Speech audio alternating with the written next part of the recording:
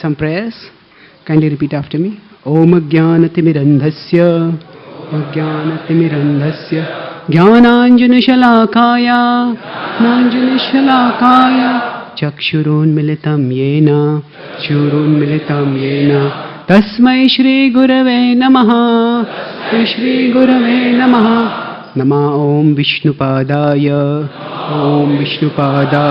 Krishna Preshthaya Bhutale Srimate Bhaktivedanta Swami iti namine Namaste Saraswati Deve Gauravani Pracharine Nirvishesha Shunyavadi Paschatya Deshatarine Vancha kalpatarubhyascha Kripa sindhubhyevacha Patitanam pavanebhyo Vaishnavebhyo namo namaha Jai Shri Krishna Chaitanya Prabhu Nityananda Shri Advaita Gadadhara Shrivasadi Gaura Bhakta Vrinda Hare Krishna Krishna Krishna Hare Hare Hare Rama Rama Rama Hare Hare Hare Krishna. So I welcome all of you to this today evening's Prerana program.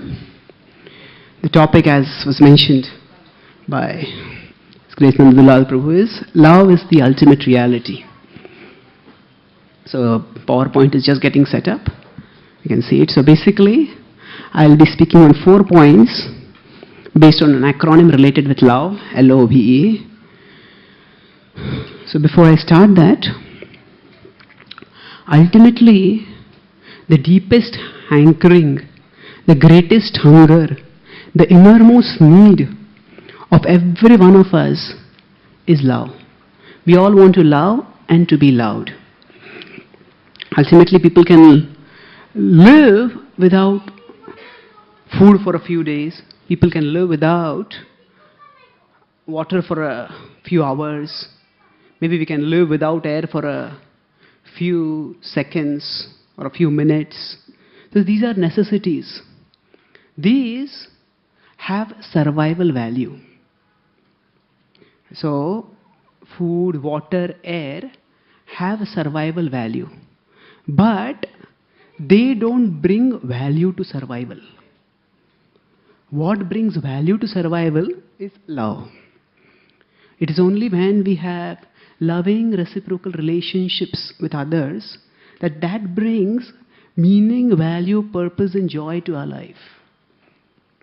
So all the other necessities are important, but love is our greatest necessity. And the ultimate purpose of life is to fulfill this innermost necessity of the heart.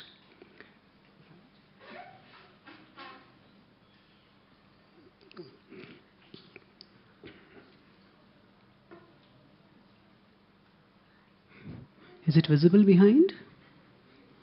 Okay. Do we need to switch off one of these? Or it's not needed? Where is the power switch for this? Okay. Is it better now from behind? Okay, thank you. So, this is what we are going to discuss. LOVE. Liberty, opportunity, variety and experience. So, liberty is not the freedom for, but the freedom from. Freedom is one of the most touted words in today's media. And the whole idea is, yes, I should be free to do whatever I want. I should be free to purchase the cell phone that I want, to get the car that I want, to go and travel wherever I like, to marry the kind of spouse that I want. So, we are indoctrinated into believing that freedom means freedom for. Freedom to or freedom for. Freedom to do this. Freedom for getting that. So that is the idea of freedom. However, this is only one side of freedom. The more we become free for something, actually, it is not necessary that we become free from something else. What does it mean, freedom from? Freedom from means freedom from selfishness, freedom from arrogance, freedom from anger. So these are actually the freedoms that will bring real happiness in our lives.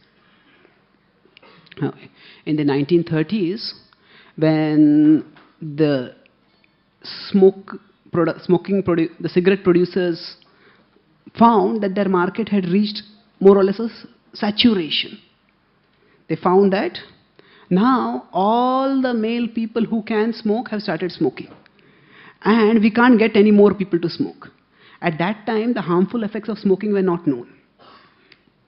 So they thought, where will we expand our market now? And then one of them got a brainwave. 50% of humanity is not yet exploited. He said, women are not smoking. So during the in the 1929 Independence Day parade, it is a celebrated parade that happens in New York, Washington and other places. So at that time they got several female icons to, at the most strategic point in the march, flip out cigarettes from their pockets and start smoking. And they had made special slim cigarettes just for the sake of women. And these cigarettes were portrayed and marketed as torches of freedom.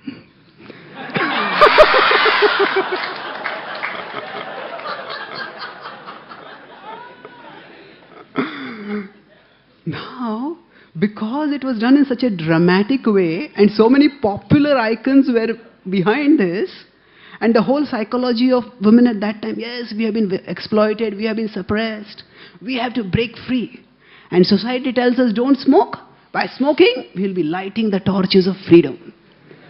And within 25 years, actually the number of smokers among females became as much as males. And then after that, the effects on pregnancy, the effects on the capacity to become pregnant, the effects on the capacity to secrete milk during post-pregnancy, all that adverse effects that came from smoking became known. And then after that, slowly, the habit started decreasing. Of course, now again it may have started increasing.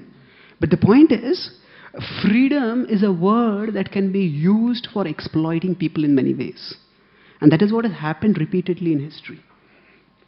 So the idea of freedom is freedom to. I want to do this, I want to do that. But this freedom actually makes us slave to our own lowest passions and impulses. The more people become free to say, I want to purchase this gadget, I want to play this game, I want to do this, I want to do that. The more we strive for that freedom, actually what happens is we become bound by our desires. We become bound, okay, whenever I want, I will eat. Whenever I want, I will watch TV. Whenever I want, I will surf on the net. Now, in and of themselves, these activities are not harmful, always. But when we give in to our minds in the name of freedom, then these activities start pulling us, and even when we don't want to do them, we are impelled towards them. So, we may be students and we want to study, but then the mind says, I want to eat this, I want to see this, I want to do that. And actually, we become more bound in the name of freedom.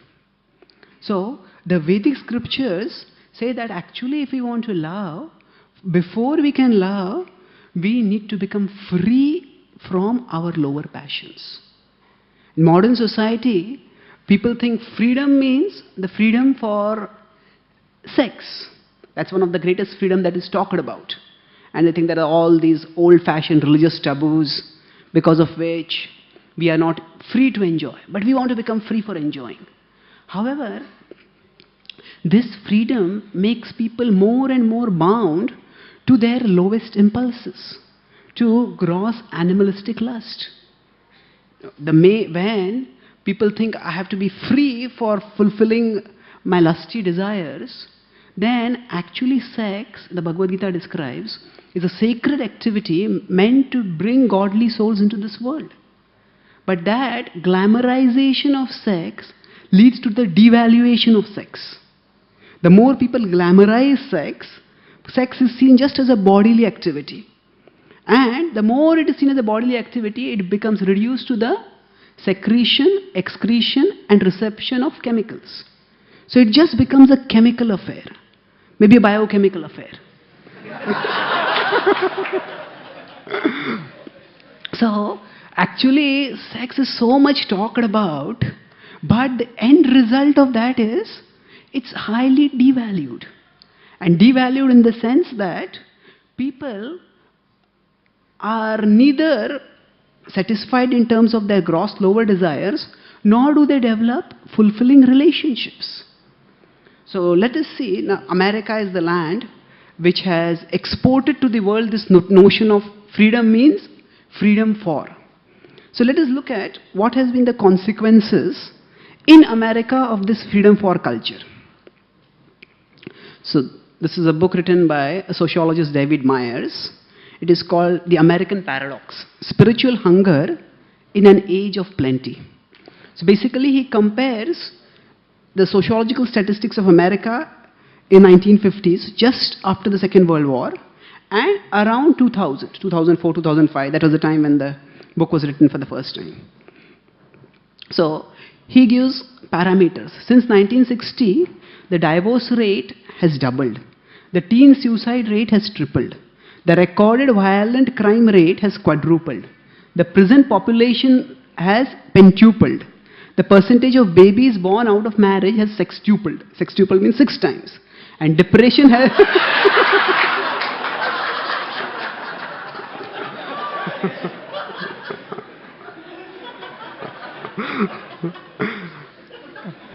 and depression has soared to 10 times the pre-World War II level.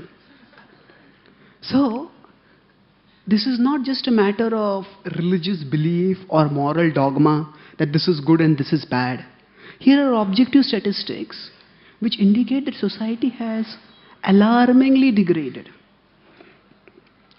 So, where did things go wrong? In the name of freedom for, what actually happened? What happened is, in the name of freedom for, if we just give in to our lower desires, then we lose the capacity to make commitments and to develop satisfying deep relationships. And that is why, in my book, Science and Spirituality, I mentioned about how the Harvard Medical Journal conducted a survey of college teenagers in America. And these are the individuals who live the kind of life that is portrayed on Star TV in, say, Santa Barbara, Baywatch, or that sort of things, soap operas, and Indians think, oh, this is the way to live. So, so when these young boys and girls were interviewed, psychologists found that these young boys and girls were haunted by feelings of loneliness and guilt. Loneliness because they used to have physical contact with many people, but they did not have any deep relationships with anyone. And guilt was not a religious hangover. The guilt was, even if they did not have any religious sensibilities, the guilt was that I felt I am using others. I am using others for my own gratification, and I also know that others are using me. So therefore, these people were haunted by loneliness and guilt. So actually they were not happy. So this idea of freedom for doesn't lead to happiness, it leads only to frustration. So materialism promises us the freedom for, but that is not the way to happiness. And another way that freedom is promised to us, especially in our current times, is through science and technology. That through science and technology, we can just press a button and call and connect with anybody anywhere in the world. We just press another button and summon any information from any part of the world through the net. So technology certainly has its wizardry. But at the same time, what has been the end result of technology? Unfortunately, technology is highly misused for catering to the selfish instincts of humanity. And sometimes, from a superficial point of view, life seems to have become much more comfortable. But let us again look at the testimony of statistics. So, it is sometimes feel, okay, now we don't have enough technology, so we are not free for. But science can science make us free for? Let's see. According to the World Watch Institute, the 20th century was the most violent century in known human history. 3 times more people died in wars of the 20th century than in the entire history of warfare between AD 1 to 1899. So, what to speak of freedom for enjoyment? Millions of people lost the freedom for life itself. So now this is just a...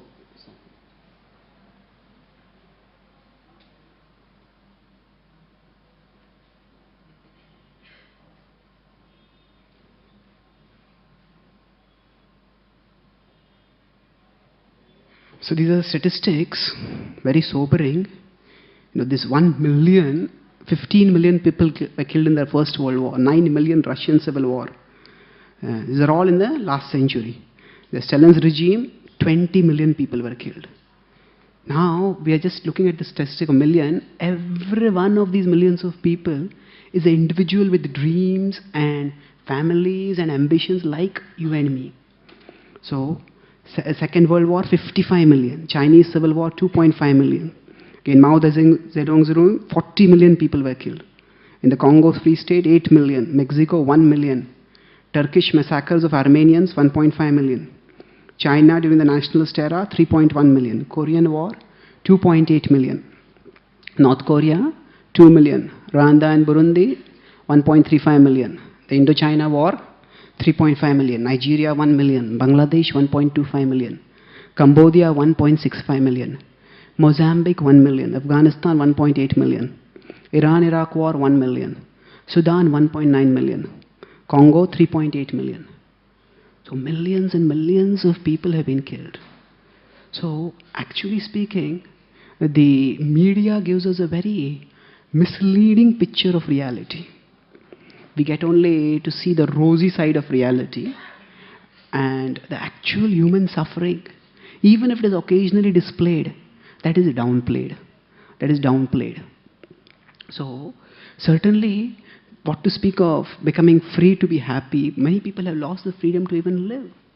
And certainly it is not, we don't say that science is responsible for this. Ultimately it is humans who have killed other human beings. But science has facilitated it, because we had more technology than ever before. And the important point is, the most fearsome weapon of the last century, that is the atom bomb, was used only twice.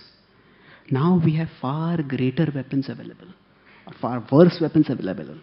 So therefore, in fact, if we give people freedom if that's the people's idea of freedom, then technology provides so much facility for misuse of the freedom, isn't it? So if people have guns, then they can just use the guns for whatever they want, isn't it? So freedom without a counterbalancing freedom from. Unless there is a freedom from selfishness, unless there is a freedom for arrogance, unless there is a freedom from short-temperedness, freedom can break destruction and havoc in human society. So the Vedic scriptures tell us that love can be truly developed only when we become free from our lower passions. Now, in the media there is a huge hue and cry about the discovery of the God particle. Now, what the world needs is not the discovery of the God particle in the atom, but the godly particle in the heart. What is the godly particle in the heart? That is the Atma. The Atma is actually radiant with love. Certainly, scientists have worked hard and they have strived for years and they have found the God particle. But the discovery of any particle, whatever it may be called, is it going to actually change anything for humanity in terms of human nature or human culture or human behavior. It may actually provide more technological gadgetry. And if humans are not changed, then that technology can lead to greater destruction. So, more important than discovering the God particle within the atom is the discovery of the godly particle in the heart. The Atma is a part of God. Mamaivamsho jiva loke jiva bhuta sanatanaha. In the 15th chapter of the Bhagavad Gita, 7th verse, Lord Krishna describes that the soul is my part, is eternally my part. And all the divine qualities of God are present within the soul in a minute quantity. So, to the extent we can bring out this godliness of the soul, to the extent we can be happy and we can help in making others happy within the world. So, this requires a freedom from. As long as we are not free from arrogance, from selfishness, from short-sightedness, short-temperedness, till that time the soul remains covered. Until that time, neither can we experience real happiness, nor can we share real happiness with others. So now, opportunity to love the eternal is rare. Certainly love is our innermost hankering. And where do we direct our love? If we direct it towards the temporary, we suffer. Because the temporary is destroyed over a period of time. So why should we choose to love the eternal? Because when we love the temporary, our love leads to frustration in one of three ways. So, to understand how love for the temporary leads to frustration, here is the acronym FIT. FIT is futility, insubstantiality, temporality. So when we try to seek pleasure through loving any temporary object, then there are three possibilities. First is that we don't get that object only. So, suppose we imagine that, say, today after the Prerana there is ice cream for everyone. And then we start thinking whether the ice cream. So we think ice cream, the mind says ice cream. Ice cream, give me. So, we are thinking about it, craving. And then when we go for the menu, we find that it was just a rumor. So what happened is, all that we got for our hankering was just the dissatisfaction, just the craving. So sometimes we imagine that we will get some enjoyment, we hanker for it, and if it is not there only, we get frustrated. So like that, a boy sees a girl and he thinks, oh, I will love this girl. And he dreams, I will go and propose to her, and then we will have nightingales singing all around us, and all these dreams start coming. And the boy goes and proposes, and he slaps the girl. Then what happens is, the balloon, it bursts in one moment, the balloon of fantasy. So that is futility. So one option is that we seek some enjoyment, but it doesn't come only. The other possibility is that we seek an enjoyment, we get it, but it doesn't live up to our expectations. Say we expect some delicacy to come up, and then we go for the feast and we find that delicacy is there. Say there's some delicious sweet, and we are waiting for the sweet, and the sweet is served, and then when we start eating it, we find that the cook has made a mess of the sweet. So then, the enjoyment as far as its source is concerned is available to us. But it's not substantial. It doesn't last. Or even if it lasts, then how much can we eat? Eat a little bit. Then after that, our stomach's capacity is limited. So, insubstantiality means it doesn't live up to our expectations.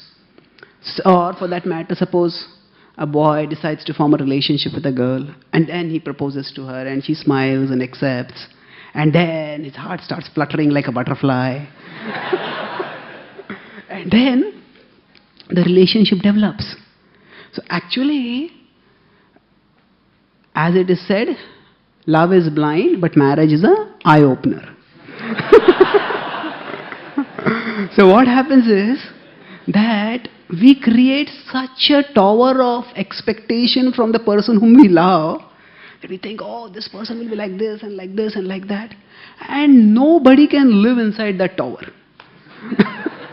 It's not necessarily the fault of that person, and everybody has faults.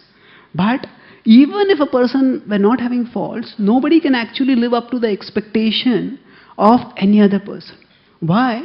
Because ultimately all of us have loved Krishna in the spiritual world. And Krishna is filled with all 6 opulences.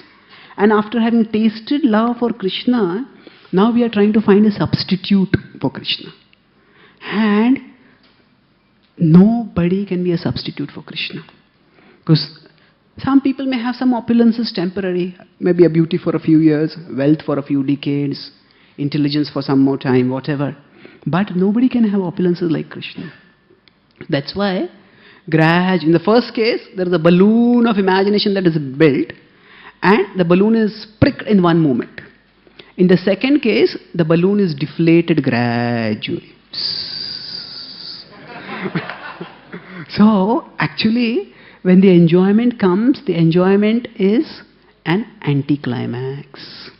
It's insubstantial. It doesn't live up to the expectations. And we see this in the Western culture, that people have love marriages, and as you saw, most of the marriages often end in divorce. Now, what is the cause of divorce? There can be different causes, but one of the main causes is people find that we're just not compatible, whatever be the reason. So ultimately, we cannot have compatibility between two souls in this world. The only compatibility is between the soul and Krishna. What we can have between two souls is minimum incompatibility. We can't have compatibility. So at best there is insubstantiality. And somehow somebody says, okay, I get the enjoyment, and the enjoyment is also very wonderful. So I get the food, and the food is also cooked very nicely. And then I eat it to my heart's content. The stomach says it's enough, but no, the mind says I want more and more and more. But ultimately, how much can we eat? Our body's capacity to enjoy is temporary. Similarly, with respect to material pleasures like sex, the body's capacity is temporary. Even if everything else works out, the body's capacity to enjoy is limited. And nothing can extend that opportunity. Even if there is not just a bodily relationship, there is a satisfying emotional relationship. Even that is temporary because our very lives are temporary. In fact, to the extent we get a satisfying relationship in this world, to that extent we experience frustration when that relationship is lost. So now think about it. When we seek enjoyment through loving any of the objects of this world, there are only 3 possibilities. We don't get the object, we get the object, but it doesn't live up to the expectations. We get the object, it lives up to the expectations, but then time takes it away. So therefore, by loving the temporary, we are simply paving the path for our own frustration. And that's why the Vedic scriptures tell us, not just the Vedic scriptures, all the world's great religions tell us that we need to redirect our love from the temporary to the eternal. And an important part of redirecting our love to the eternal is realizing our own eternal identity. So now, what does it mean to love the eternal? It is not just some sentimental stuff, I love God. Actually, the Vedic scriptures describe it in a very profound and systematic way that is akin to the methodology of science. Just like in science, we have theory and experiment. So theory proposes that, say, every particle of matter attracts every other particle of matter by a force that is directly proportional to their masses, inversely proportional to the square of their distance. This is theory. Okay. Then there is an experiment, and by the experiment we can measure it. Similarly, in spirituality, there is the counterpart of theory, that is philosophy. So the philosophy tells us that you are not the body, you are the soul. Dehinosmin yatha dehe kaumaram yauvanam jara. Inside the body there is a soul. And similarly, there is the Supreme Lord who is the object of our love, ultimately. Yo mameva asammudho janati purushottama sa sarvavid bhajati mam sarva bhavena bharata. Krishna says that when one understands that I am the Supreme Person, then that person will love me with all his heart. So there is a philosophy. The philosophy gives systematic, logical explanations for the observable realities that we see in the world. And then, this is in one sense theoretical. But it is not just to be accepted only on faith. There is a way to verify it. And religion is the means to verify it. So, religion offers us practical activities by which we can experientially verify the truths of philosophy. For example, if the scripture says that, the philosophy tells us that I am not the body, I am the soul. Then, how do I verify that? Actually, the philosophy also tells me that because I am the soul, I will experience real happiness at the spiritual level. And at the spiritual level, when I connect with God, then my own real godly nature will be revealed and I will experience real happiness. So the religion offers us methods and techniques for realizing this. So when we chant the holy names of Krishna, many people may just come and chant because I like it. That's good. Anyway, they're chanting, that's good. But actually speaking, there is a much greater depth to what is happening. Just like if some child is throwing balls at a wall and catching it. He's just playing catch. And now he is just doing it in a casual way. Now if somebody is a physicist, a scientist, he wants to see how thick the wall is where. He's throwing the same ball and he's catching the same ball. But he's observing, oh, this ball, when it is hit over here, it rebounds very fast. When it hits over here, it rebounds slowly. When it's over here, it just gets sucked in. So basically, although the activity that is done is the same, the awareness of the person makes a lot of difference. So when a physicist is observing simple ball catching, he's actually observing from the point of view of the physics behind it, the mechanics behind it, and he's realizing deeper principles. Similarly, if we study the philosophy, then we come and chant and dance and sing and bow before the deities, then we will be observing. Okay, the philosophy said that if I chant and sing, I will experience happiness. I am experiencing happiness. That means that this philosophy, there is a realistic possibility that it is right. So when we have philosophy, then we can meaningfully analyze what we are doing in religion. And when both these are balanced together in a harmonious way, then spirituality becomes the science for inner transformation. Science is a science, material science is actually concerned only with external transformation. Science can make things better. Spirituality alone can make people better. Science cannot do anything to make anyone better. This is not again to anyway criticize science. It is just to recognize that it has its limitations. Now, to say that the President of America is not the President of the world is not an insult to the President of America. So, to similarly say that there are things which are beyond the jurisdiction of science is not being anti-scientific. It is just stating an objective reality which many people don't recognize and which few people take the courage to speak. So, if now practically everyone recognizes that anger is undesirable. But does science have any method to cure anger? I am getting a short temper. Take this pill. Cool down. There is no pill like that. The only pill is that take a pill for sleeping. And then you wake up, all the anger comes back. So actually, there's nothing that can be done. The whole field of emotions is practically untouched by science.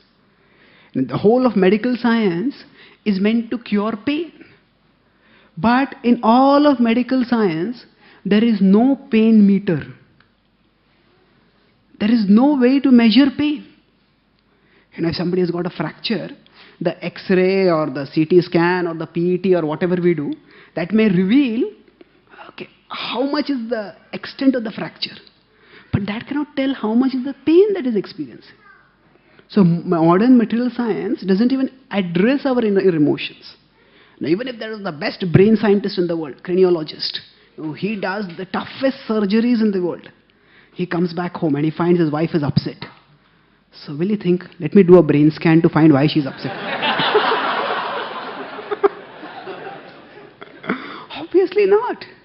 Because there is a different approach to understand a person's subjective emotions. So what can transform a person's emotions and bring about an inner metamorphosis is spirituality. So now Srila Prabhupada explains that these two, both limbs are important, philosophy and religion. If there is only philosophy without religion, then it is mental speculation. Mental speculation means people just think, oh, maybe God exists. So a person is just sitting on a Sunday afternoon, looking at surfing the net or looking at the TV. Maybe God exists. And then he looks again and he says, oh, it's a big disaster, so many people were killed. Oh no, maybe God doesn't exist. But anyway, there is this bottle of wine in front of me. The pleasure in the wine exists.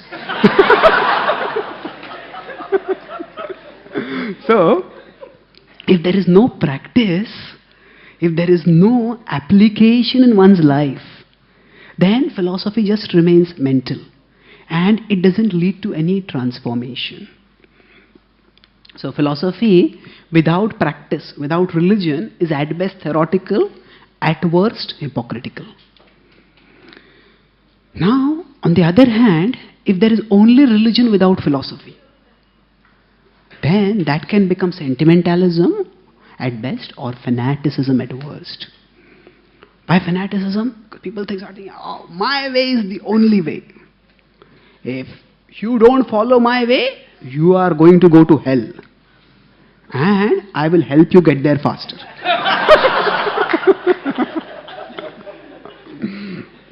So this is fanaticism. And that comes because people don't understand the philosophy. Anybody can do any word jugglery. But just plain word jugglery is not philosophy. Philosophy comes from the word philosophos. Sophos means truth and philin is love. Philosopher is a lover of truth. So just word jugglery is not philosophy. Now when both of these come together, then it leads to transformation. So the world's great religions are facilities for us to redirect our love from the temporary to the eternal. From matter to Krishna. From the things of this world to the source of the things of this world, that is God. So this happens in two parts. It's like a university in the sense that university is a place where we get knowledge. So we get knowledge through the great wisdom traditions of the world that there is a reality beyond the visible reality that we see. And we also need to transform ourselves. We need to improve ourselves. We need to cure ourselves. So in that sense, the great religious traditions are like a hospital. Actually, they transform our hearts. Now, when this purpose of the religions is forgotten, that actually I have to love the eternal, and then a person is using the religion as a means to continue loving the temporary and enjoying the temporary, then religion gets abused. So there are so many people who have conflicts trying to convert one person from this religion to another religion. Objectively speaking, what is that like? Now there is one sick person who is in a hospital and he is getting treatment, getting cured. But somebody says, my hospital is the only hospital. So I go into that hospital, smash all the doctors, pull the patient out of there and make him admitted in my hospital. That's stupidity. And in the process of trying to fight and get people from other hospital to my hospital, I stopped taking my treatment also. So actually speaking, in another way to look at it, we all have to climb upwards in our consciousness. We have to climb upwards in our consciousness. So at the summit of reality is God. And different religions are like different paths to climb up that mountain. So somebody who just keeps going round and round at the bottom of the mountain to pull other people from that path to his path, when is he going to climb that path up? His own path up, isn't it? So, at a gross level, Srila Prabhupada was not interested in converting people. When Srila Prabhupada went to America and Europe, many Christians would ask him, Swami, what do you think? What is your opinion about Jesus? Prabhupada says, Jesus is our Guru. He gave his life for God. He gave his life for God. No ordinary person can do that. So, they said, does that mean that what you are teaching is the same as what he is teaching? Shri Radha Gopinath Bhagwan ki, Shri Gopal ji ki, Jai, Shri Tai Gaura Chandra ki, Jai. I said, of course. And they said, then why have you come here? We are already teaching the message of Jesus. So Prabhupada said, no, you're not teaching the message of Jesus. He says, Jesus taught, thou shalt not kill. And first of all, those to whom he taught, thou shalt not kill, they began by killing him only. Isn't it? And then now millions of people are being killed in slaughterhouses. Millions of animals are being killed in slaughterhouses. So Srila Prabhupada said, follow the principles of religion deeply. When Srila Prabhupada was in Iran, at that time, he was talking with the local Muslims over there. And after the local people had gone, then he was talking with the devotees. At the background, the call for the daily prayers came up. And as they were chanting the daily prayers, the namaz they were doing, Srila Prabhupada closed his eyes and folded his hand and became absorbed. And the devotees were a little surprised. And then after he heard the full recitation of the prayers. And then after that, he opened his eyes, and his eyes were bright. Wasn't that beautiful? So devotees were a little taken aback. And he said, Prabhupada, wouldn't it be better if they were chanting Hare Krishna? So Prabhupada looked almost hurt. And he said, why are you making me sectarian? Why are you making me sectarian? They are glorifying God in their way, and we are glorifying God in our way. So we appreciate that. So actually, this is a broad-minded vision. That means one understands that the ultimate purpose is to glorify God. And if people are doing that in a proper, mature way, then that is to be encouraged. Now, actually, the purpose of religion is not to just convert people from one brand of illusion to another brand of illusion. That means somebody is a Hindu who becomes a Christian. So what happens most of the time? The person is a Hindu materialist and he becomes a Christian materialist. That's what happens. The purpose of religion is to transform people from being materialists to being spiritualists. From being lovers of matter to lovers of God. So actually, it's only when people forget this purpose and they use religion as a tool to boost their false ego. Yes, my religion is the greatest. Why? Because I am the greatest. So then, religion becomes a source of violence. However, that is not the purpose of religion. If you look at this is a common misconception, especially in India, because India has seen an unfortunate history of communal unrest. People feel religion is the cause of violence. But if you look at the history of the wars that I showed, practically how many of the wars were because of religion? None of those wars. If you go back, so all these wars, the First World War, Second World War, there's no religion in it. Now Stalin, Mao Zedong, they were completely atheistic. And most of the other wars, in the Chinese nationalist era or the Korean War, religion was a non-issue in any of these. But even if sometimes it is found that religion is an issue, actually speaking, the religion is not the issue, the ego is the motive, the issue. The desire for profit and power, which is masqueraded in a religious garb. That is the cause of violence. So now, so opportunity to love the eternal is rare. Even within the great religious traditions, it is not necessary that people will actually learn to love the eternal. That religion may just become a social club for just getting together for material purposes. But it's only when there is proper philosophical education, then people understand what is the purpose of religion. And then we can redirect the love from matter to spirit, from the things of this world to God. Now, beyond this point, there is undeniable variety within the great religious traditions. Certainly the conflicts are because of selfishness and arrogance, but there is variety. And actually this variety is an expression of Krishna's accessibility. Krishna makes himself available in various ways to people at various levels. That means that Bhaktivedanta Thakur says that if I go to a mosque or a church or any other place of worship where the worship is happening in a way that I am not familiar with, then what is my reaction? He says, actually I feel inspired to see how my Lord has manifested himself in this way to reach out to these people. I cannot understand this manifestation and I cannot understand how the reciprocation is happening. But I feel inspired how compassionate is my Lord that He is manifesting Himself. And by seeing this mercifulness of the Lord, my attraction to the manifestation of the Lord whom I love increases. So when we see other people practicing their religious practices diligently, we don't have to feel insecure or hateful. That would be very immature and incorrect. We feel inspired. Yes, let me also practice diligently. So this variety expresses Krishna's accessibility. Krishna is extending himself to many people.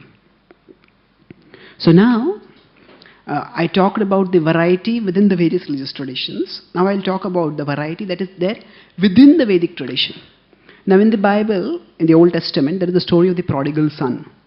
The story, most of you know it, I'll just tell it briefly, that there was a wealthy father and his son left him, saying that give me my inheritance and I want to go and enjoy. The father said, don't go. He said, no, I want to enjoy. And he went away and squandered all his wealth and he became a pauper, and then he was serving some other landlord.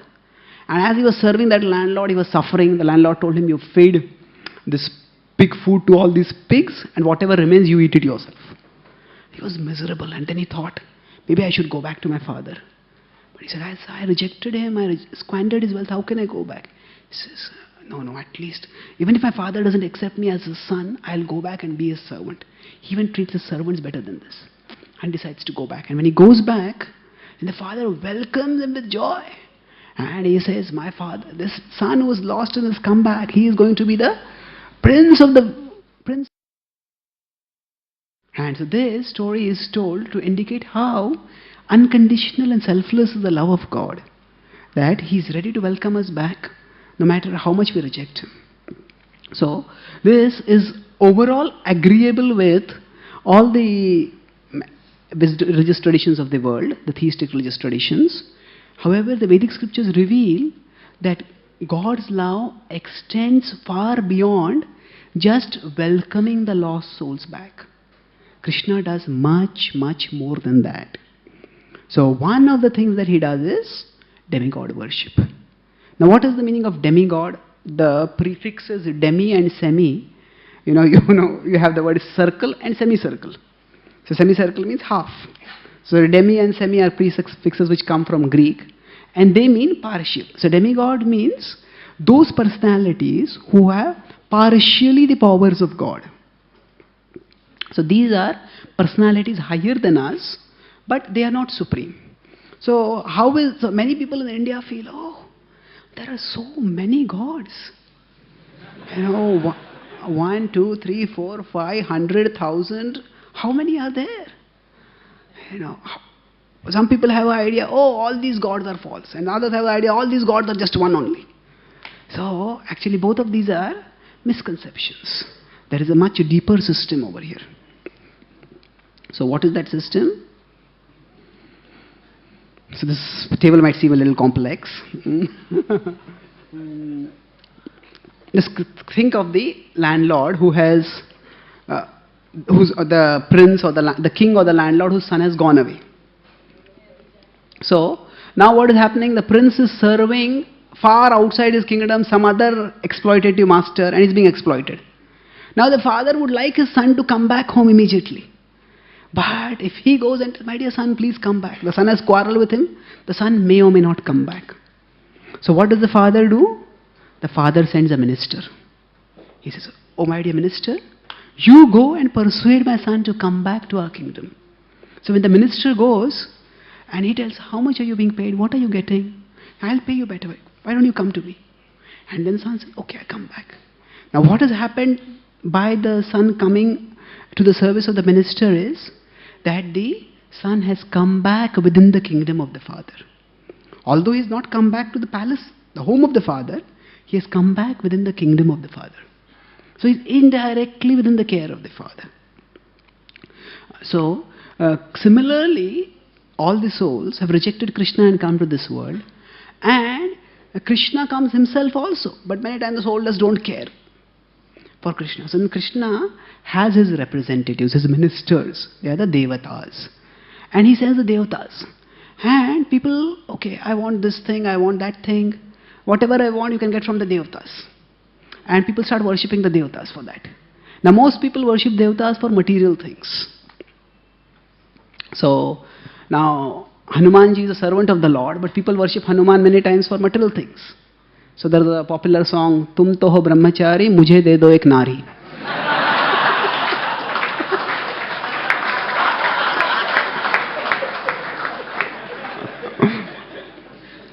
So, people worship devatas for getting something material. And now, what has happened is when they start worshipping the devatas, they have come within Krishna's kingdom. Because even the devatas are representatives of Krishna. So they have come indirectly within Krishna's care. And then over a period of time, what happens? This particular prince, who is now serving the ministry, starts thinking, I'm serving this minister, but is this minister supreme, or does he also have a boss? He finds out he has a boss. And then he starts going to that. He goes to the king.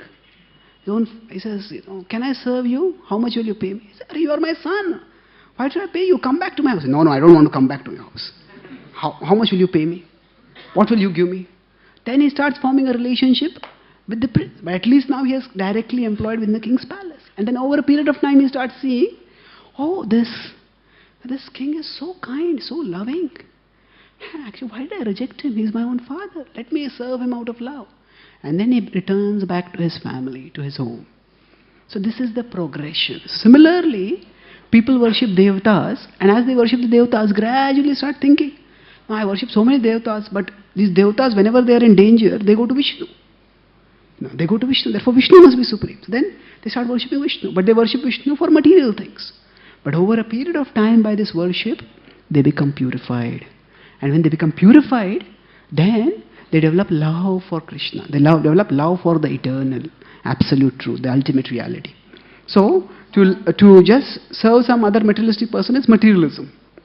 Then to serve the devatas is karmakand. Then to serve the Lord, but for material things, that is sakama bhakti. Sakama bhakti is material worship, material devotion. And then there is, below it's not visible here, it's nishkama bhakti below that. When they serve the king out of love. So now this is what is told by Krishna in the Bhagavad Gita. He explains, these are very important verses, 7.20, 21, 22 and 23. So Krishna tells over here first, Kamaistaistairita jnana prapadyante anya devataha. Those whose intelligence has been stolen by material desires, they worship other gods. And they follow the rules according to their ideas. Okay, I like to worship this god, I like to worship this god. According to their nature, they follow certain worships. And Krishna says something very significant in the 21st verse. He says, whichever form you desire to worship, yo yam tanum bhakta shraddhaya architam ichchati, whichever form you desire to worship, tasya achalam shraddham tameva vidadhamyaham, I will make your shraddha strong in that devata. See, when the king wants his son to come back, now the son has to develop faith in the minister, then he will come back within the kingdom. So, the minister has to show some power. I have this much wealth, I can give you this much salary, this is my power. Fine. The king will tell, whatever power you want to show, I'll provide you. Show it to him and get him back. So Krishna says, I give the devatas the power, by which the people become fixed in worshipping them. So Krishna says, I give the devatas the power, and I give the people the faith, by which they can worship the devatas. So in the next verse he says, when people start worshipping the devatas with that faith, Sataya Shraddhaya Yuktas Tasya Radhanamihte Labhate Chatataha Kaman Mayaiva Vihitan Hitan. They kaman, whatever they desire, they fulfill it. But actually I am giving it. When the minister gives us some salary to the son, to the prince, how is he getting it? He is getting it from the king. So like that, whenever devatas give something, it is ultimately Krishna who is giving it to them. And then somebody may say, okay, then I can just continue worshipping devatas. It is Krishna's system only. No, he says, Antavattu phalam tesham tadbhavatya alpamedhasam. Krishna says, Antava, this is temporary. Alpamedhasa means less intelligent. Why? Because they don't understand that even the devatas are temporary. They are not eternal. And he doesn't have an eternal relation, the prince doesn't have an eternal, intimate relationship with the king as he has with the minister. So this is how the progression works. So, now, there are many stories in the scripture. Vallabhacharya was actually a worshipper of both, a worshipper of Shiva also, occasional worshipper of Krishna also. So at one time, he worshipped Lord Shiva very intensely. And then Lord Shiva appeared in front of him. When Lord Shiva appeared, what do you want? So he was a little surprised. But he was also spiritually evolved. He said, please give me that which is the most dear to you. So then Lord Shiva had a bright smile and he gave him a deity of Lord Krishna to worship. That worship, this is my worshipable Lord. So that therefore, actually speaking, this is a process by which the devatas guide the individual to the Supreme Lord. Similarly, there is the story of Keshav Kashmiri, was a great worshipper of Saraswati Devi. And by Saraswati Devi's mercy, he was a world-defeating scholar. And he met Chaitanya Mahaprabhu. And he was defeated by him. And he went and fell at the feet of Saraswati and beseeched her. What happened to your benediction? He said, she came in a dream to him and she told him, what happened? He said, you had promised me that I would never be defeated by anyone in the world. He said, yes. But I was defeated today. He says, the person who defeated you was not of this world.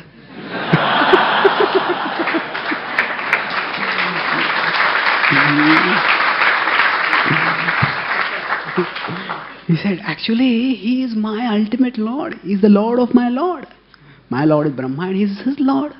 So, my ultimate blessing to you is, go back and worship him, surrender to him. And Keshav Kashmiri, with the blessings of Saraswati, went on and became a Vaishnava. Similarly, there is the story of Chandidas. Chandidas was, as the name suggests, a worshipper of Chandi. And his brother was a Vaishnava. And as both of them used to live next to each other. And Chandidas was quite wealthy, his brother was a little impoverished. Chandidas has a flourishing garden with many flowers. So one day his brother told him, can I just take one flower to worship my Shaligram Shila, my Vishnu deity? He said, nothing doing. All the flowers are meant only for Chandi. He said, okay. His brother did not say anything. But one day when he was just returning after the early morning bath, he saw the beautiful flowers and he thought in his mind, if only I could offer one flower to the Lord, it would be so nice. And he in this way performed Manas Puja. In his mind he offered the flower to the Lord. And this Chandidas took the same flower and he offered it to Chandi Devi. And he was chanting the prayers to Chandi Devi. At that time, Chandi Devi appeared in front. I am pleased with you. What do you want? He said, I'll ask what I want afterwards. But first tell me, I've been worshipping you for so long. How is it that you became pleased with me today? He said, today you gave me the Mahaprasad of my Lord. What does that mean? Then she told him the whole story. And Chandidas became a little surprised. You mean to say that worshipping Vishnu is better than worshipping you? He said, of course. He says, Vishnu is the Supreme Lord. He's the Lord of my Lord also. He says, then why didn't you tell me that? He says, you never asked me that.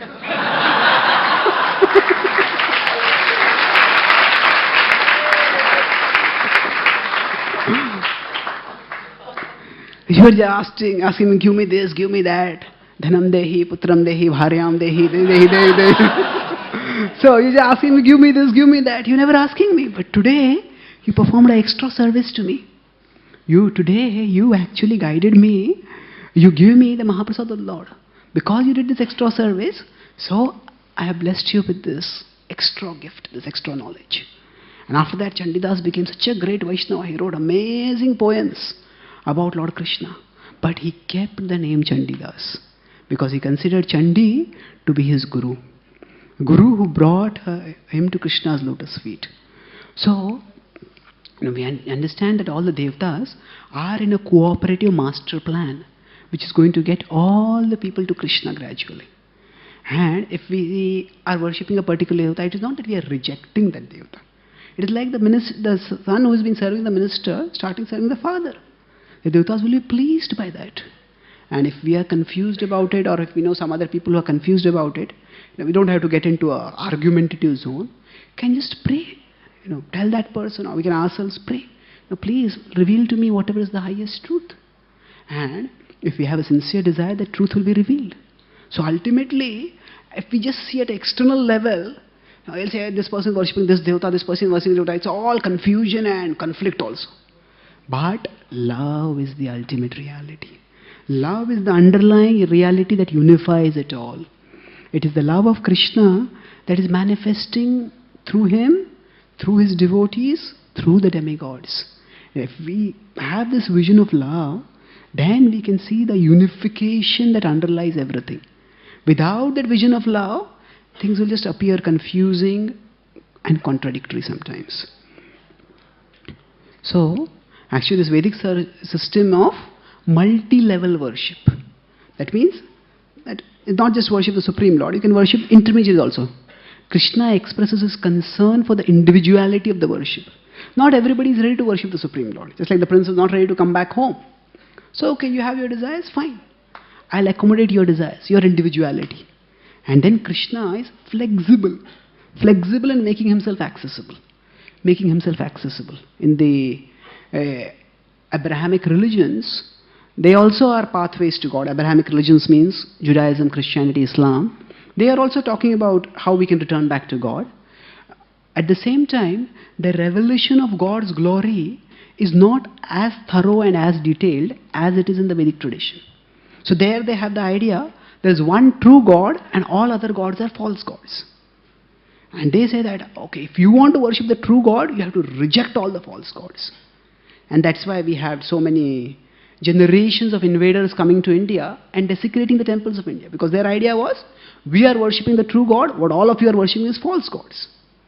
But this is an incorrect dichotomy. It's not a false God, there is true God. The Vedic culture understands there is true God and there are assistant gods. So from the assistant God, one moves to ultimately the highest God. So Krishna's love is revealed, the ultimate God who is being talked about by all the traditions is one. But that love is revealed differently at different times. So in the Vedic tradition, the love is revealed in an unparalleled, extraordinary way. So last point, now experience is the ultimate harmonizer and verifier. How do we know who is the Supreme Lord? Who am I actually? Ultimately it's experience, by practice. Now, when we hear the philosophy, we practice the religion, then we get the experience within the heart. Lord Krishna describes in the Bhagavad Gita in the 9th chapter, 2nd verse, Pratyaksha-vagamam dharmyam susukham kartum avyayam. Pratyaksha-vagamam is directly experienced in our heart. And susukham, it will bring a joyfulness in our heart. So, material science is experimental, spiritual science is experiential. There is an experience within the heart. So when we practice, we experience the transformation within the heart. And it is also in its own way scientific. And in fact, this whole science is described in a very amazing way in the Vedic literature. It is described that, how do we develop, we say that we have to develop love for God. So what does it mean to develop love for God? I just believe that there is some God and I am here and I just accept that He is God and everything is alright? No, there is the idea, sometimes people have this paraphrase of the Bhagavad Gita.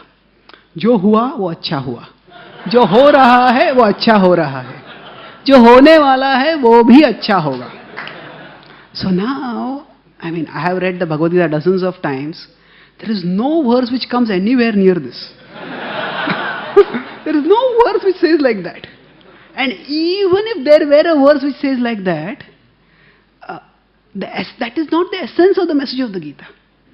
The essence of the message of the Gita is not jo ho raha hai, it is jo tum karne wale ho. Isn't it? It is, the whole purpose of the Bhagavad Gita is to guide Arjuna what he should do. It is true that ultimately whatever is happening by God's will is for our good. But we have to respond properly to experience good in our life.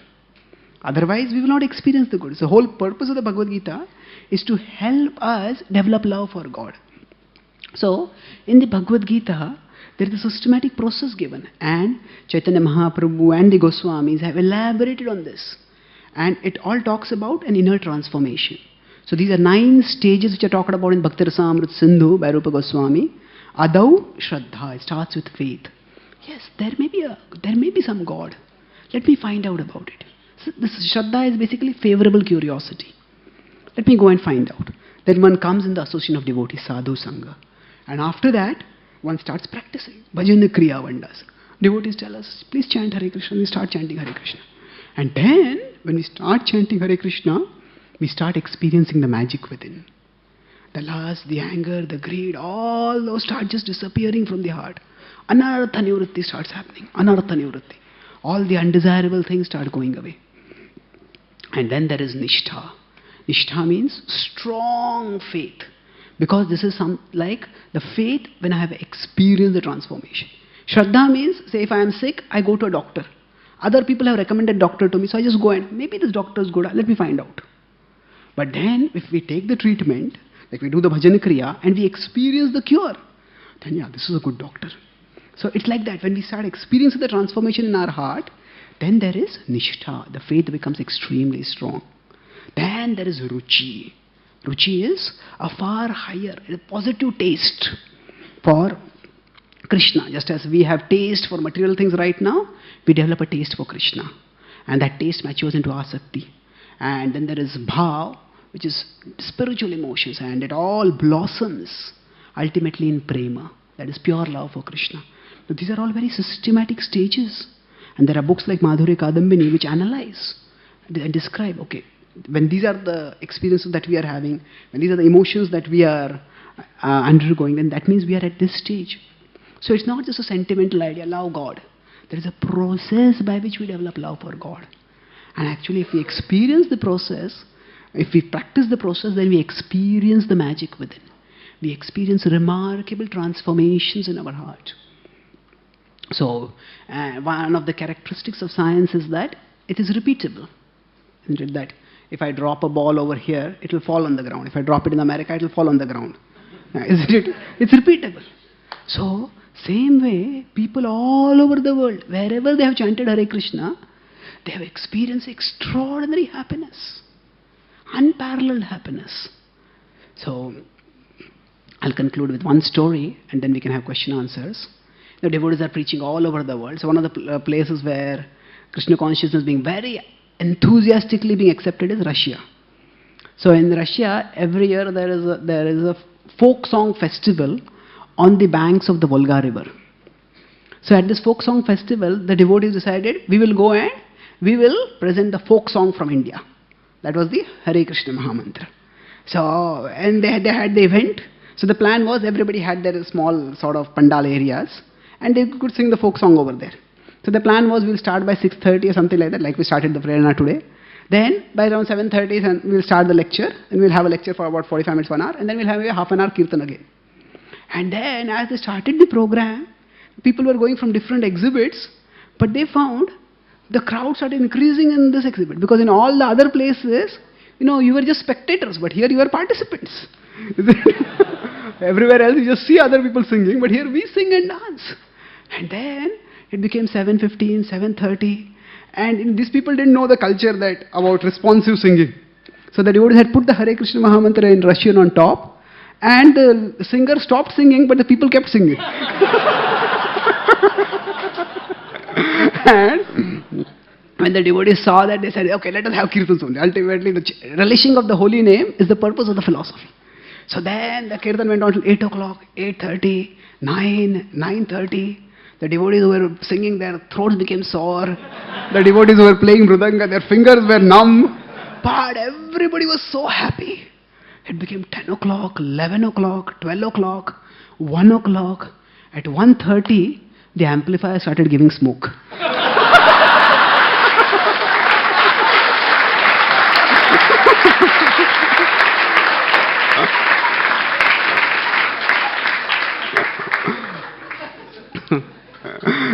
They decided that, yes, now this is Krishna's signal. That they ended the kirtans, and then the whole program got wound up. And then the devotees, so actually His Holiness Jayapataka Maharaj is leading the whole program over there. This is several years ago. So then after that, when next morning the devotees woke up and they were chanting, so one local Russian devotee came, and he said, there are some Russian people who want to talk with you. So Maharaj said, yes, bring them in. They have some questions. So they were a typical Russian couple. Russia has also become quite westernized. So they were scantily dressed, young, a male and a female. And they said they were speaking through this translator. They were speaking Russian, and they said that we had come to the banks of the Volga for our honeymoon, and yesterday night was the best night of our honeymoon.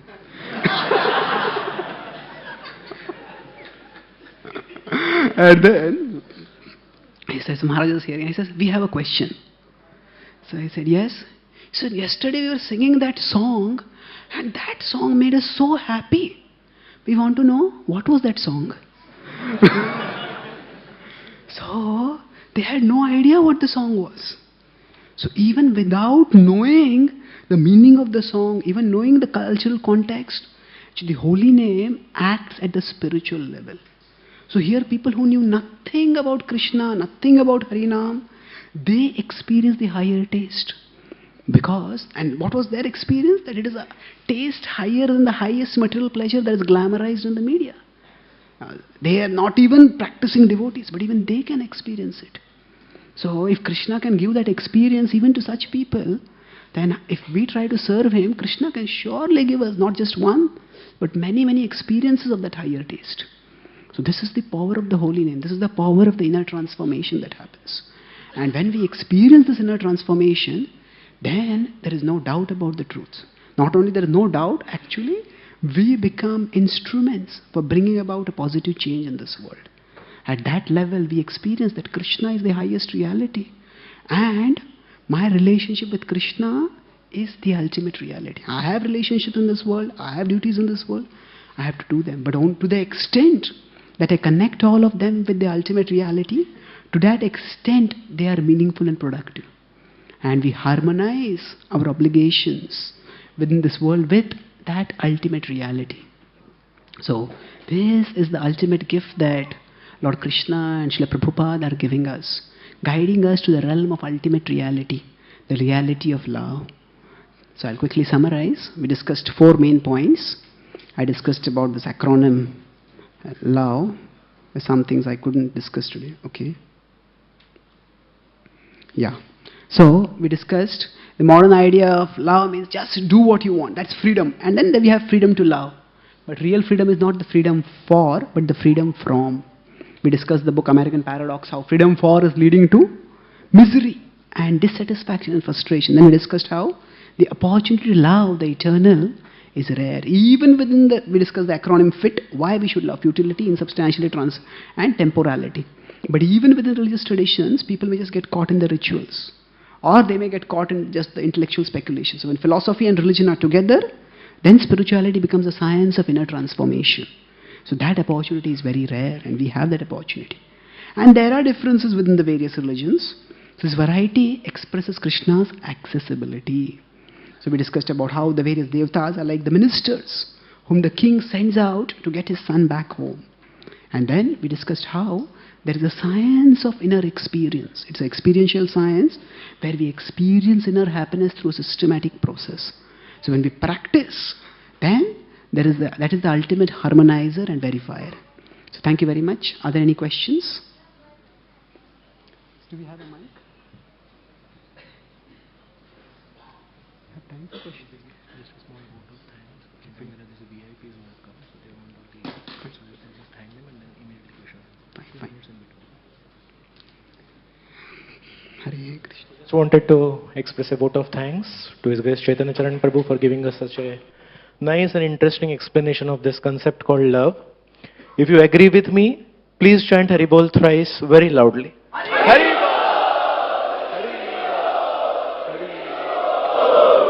So thank you very much, Chaitanya Charan.